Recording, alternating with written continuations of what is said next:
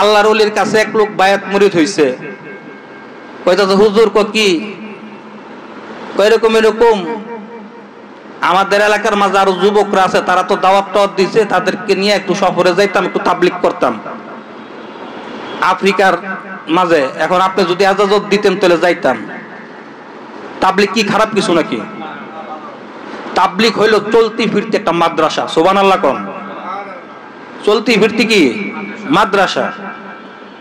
আল্লাহর ওলি বলতেছে বাবা যাইবা যখন এক কাম করবো কি, হাতির গোস্ত কিলাম খায়ও না। কি কইছে? হাতির গোস্ত খায়ও না। তো মুরিদ তার বুঝতে পারে না, হুজুর এখানে আবার হাতির গোস্ত নিয়ে এলো কি লেগে। তো যাক যে কথা সেই কাজ, ওনারা ওই তবলিগে গেছে গা, কাজ টাজ করতে করতে করতে যায় তারা এরকম জঙ্গলের মাঝে যা দিনের দাওয়াত দিতে দিতে যে জঙ্গলের মাঝে ওনার হারাই গেছে, ওনাদের যে জামাতটা ছিল জামাতটা হারাই গেছে গা। তা হারাই গেছে, এখন তো কোনো উপায়ন্তর নাই। শেষমেশ তাদের সাথে যে খাবার ছিল সেই খাবার যা ছিল সব কিছু ফুরাইয়া গেছে। এখন উপায়ন্তর না পেয়ে কি জান বাঁচান, কি জান বাঁচান ফরজ। হাতির বাচ্চা শাবক একটা পাইছে, তা কইছে কোন জান বাঁচান তো ফরজ, জান বাঁচানোর জন্য হাতির গোস্ত খাওয়া না আমাদের জন্য কি হালাল হয়ে গেছে। হাতির বাচ্চা শাবকটার কি করছে মাইরা তারা ওই যে কাবাব টাবাব বানাইয়া মনে করেন খাইছে, সবাই খাইছে। ওই যে একজনের কইছিল যে হাতির গোস্ত খায়ও না, সে আর হাতির গোস্তটা কি করছে খায় নাই। না খায়া সে তো মনে করেন ওইভাবে পইরা রইছে, ক্ষুধায় কাতর হইয়া রইছে। সবাই তো খাইছে। আর হাতির গোস্ত খালে হাতির গোস্তের মাঝে একটা তাসির আছে, সেই তাসিরটা হলো যে হাতির গোস্ত খাইলেই মানে অনেক তন্দ্রা আসে, নিদ্রা আসে, ঘুম আসে। তা তার হাতির মাংস খাইলেও গোস্ত খাইয়া তারা সব তন্দ্রায় গেল। আর হ্যাঁ ক্ষুধায় যন্ত্রণায় মনে করেন কাতর হইয়া মনে করেন কোন সময় ঘুমে গেছে নিজেও কইতে পারে না।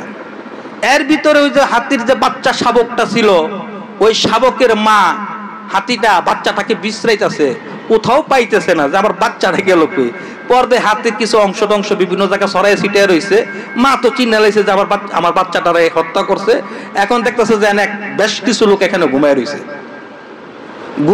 এবার মা কি করছে, ওই সুর দিয়া প্রত্যেকটার মুখে মুখে যায় মনে করে নাকে মুখে যায় মানে গারান শুনছে, যেটার মাঝে হাতির গোস্তের গারান পাইছে এটার বুকি চাপা দিয়া শেষ করছে।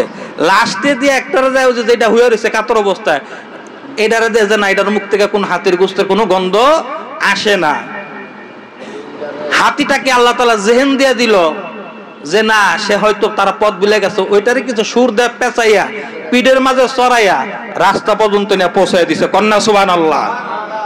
ও মুর্শিদ পথ দেখাইয়া দাও, আমি যে পথ চিনি না গো সঙ্গে কইরা নাও। মুর্শিদ পথ দেখাইয়া দাও, ও মুর্শিদ পথ দেখাইয়া দাও, আমি যে পথ চিনি না গো সঙ্গে কইরা নাও। মুর্শিদ পথ দেখাইয়া দাও। পথ দেখাইয়া দিছে কি দেয় নাই? নজর দিছে না? না